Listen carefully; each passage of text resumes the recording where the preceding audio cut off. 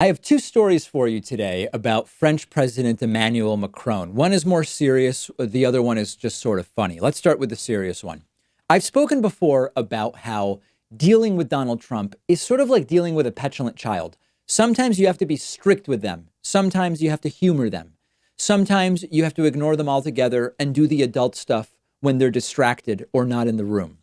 And Emmanuel Macron has used some toddler-level reverse psychology to completely get Donald Trump to change his public tune on NATO. Donald Trump, as you might know, has been denouncing NATO, attacking NATO, criticizing NATO for a very long time. NATO is a treaty. It includes 29 countries, mostly for shared military defense support. Trump is, of course, in the UK for meetings for a NATO summit. And there have been some really good articles, including one in the Washington Post, about how a lot of care is being taken to prevent Donald Trump from ruining anything. And this includes inviting Trump to dinner at Buckingham Palace and some other festivities, private meetings with different world leaders, all sorts of different stuff to try to prevent Donald Trump from ruining the entire thing. So Emmanuel Macron, the French president, took a bit of a different approach. The French president started last month being a little critical himself of NATO in a pretty narrow way, talking about the brain death of NATO, talking about issues with NATO. But at no point is it really in question that France is, of course, a strong NATO ally, partner, and supporter. But word got to Trump, hey, Emmanuel Macron is saying these things. So what does Donald Trump do? Well, of course, he says, no, Macron is wrong. Yesterday, Donald Trump declared that NATO serves a great purpose, pushing back against Macron, saying that Macron is wrong and France really needs NATO. Quote from Donald Trump, NATO serves a great purpose. And I hear that President Macron said NATO is brain dead.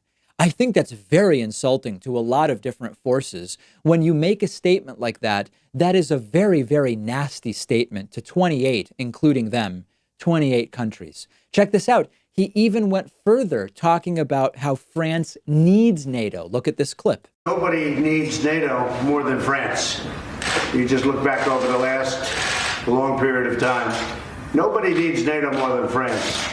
And frankly, the one that benefits really the least is the United States. We benefit the least. We're helping Europe. Europe unites and they go against a common foe. That may or may not be a foe. Can't tell you that. But there are other foes out there also.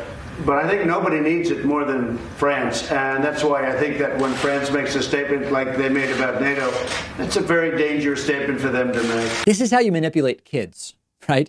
For years, world leaders have been struggling. How do we get Trump to stop attacking NATO? How do we get the president of the United States to stop undermining NATO?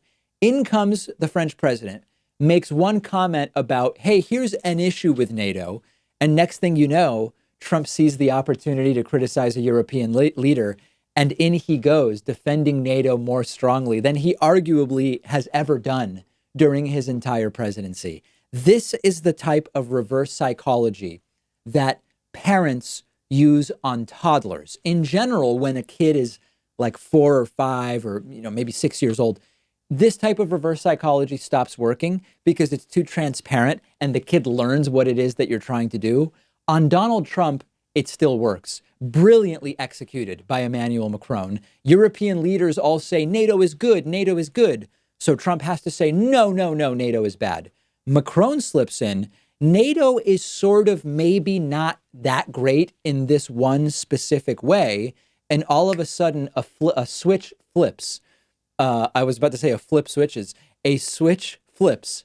And NATO is good for Donald Trump. Nicely done by Emmanuel Macron. And now let's get on to the funnier Trump-Macron story from yesterday.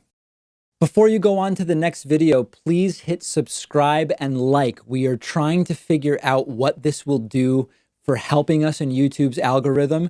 I will report back to you, but please, before you go on to the next video, please subscribe to our channel and hit that like button. Thank you.